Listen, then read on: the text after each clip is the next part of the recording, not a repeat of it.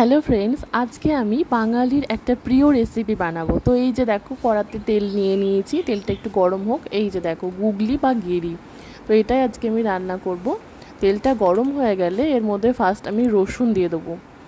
এই রসুনটা দিয়ে দিচ্ছি। এবার রসুনটা একটু লালচে লালচে হয়ে আসলে এর মধ্যে আমি একটু পেঁয়াজ দিয়ে দেবো, পেঁয়াজ, কুচনো পেঁয়াজ।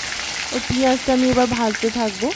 পেঁয়াজটা ভাজা ভাজা হয়ে আসার পর, পুরো ভাজবো না, একটু আধ ভাজা হয়ে গেলে এর মধ্যে আমি একটু পেঁয়াজ বাটা দিয়ে দেবো। এই যে একটু পেঁয়াজ বাটা দিয়ে দিলাম।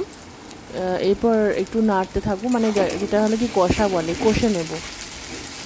তারপর আমি একটু আদা বাটা দিয়ে দিলাম, মানে লাস্টের দিকে। প্রথমে আদাটা দিয়ে দিলে তেতো হয়ে যাবে। এই যে আদার একটু জল ছিল, ওটাও দিয়ে দিলাম। তারপর একটু টমেটো সিদ্ধ করে নিয়েছিলাম আগে থেকে, ওটা দেওয়ার পর এই গুগলিটা দিয়ে দিলাম। এবার এটাকে কষতে হবে, না হলে যে কাঁচা একটা গন্ধ থাকে না, সেই গন্ধটা থেকে যাবে। এবার কষে নেব। যারা শহরে থাকে তাদের তো অবশ্যই এটা কিনে খেতে হয়, কিন্তু আমরা যেহেতু গ্রামে থাকি, আমাদের সব সময় কিনতে হয় না।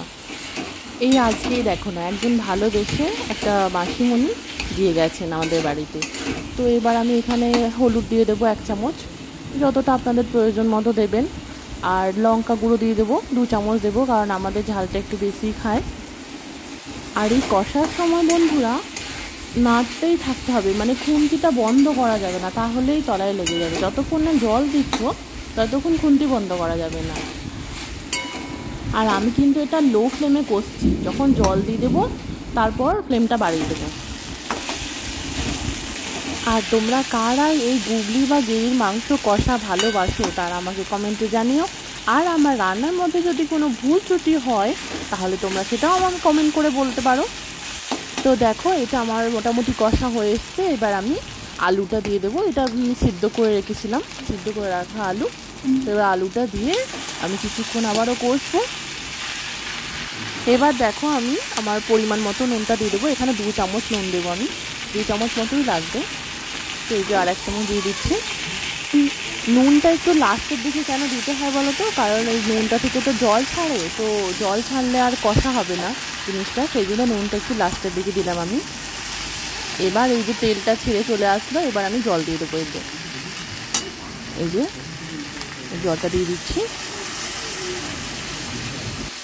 তো জলটা দেওয়ার সাথে সাথে দেখো কালারটা পুরো চেঞ্জ হয়ে গেল, কত সুন্দর একটা কালার চলে এসছে। এবার এই গুগলিগুলোকে একটু ডুবিয়ে ডুবিয়ে দিতে হবে, তাহলে ভালো করে সিদ্ধ হয়ে যাবে। আর এই যে দেখো, জলটা দিয়ে দিচ্ছি না, এবার তলায় লেগে যাওয়ার কোনো চান্স নেই। তো এবার আমি কি করব, গ্যাসের ফ্লেমটাকে হাই করে দেব। দিয়ে আমি এবার 15 মিনিট পর ফিরে আসলাম। দেখো আমার মোটামুটি রান্না পুরো রেডি। এই যে দেখো, কালারটাও চেঞ্জ হয়ে গেছে আর সিদ্ধও হয়ে গেছে।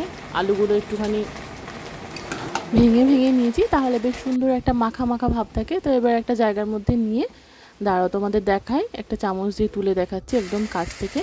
এই যে দেখো, একদম গরম গরম রেডি। তো আমার রেসিপিটা কেমন লাগলো অবশ্যই বন্ধুরা জানিও।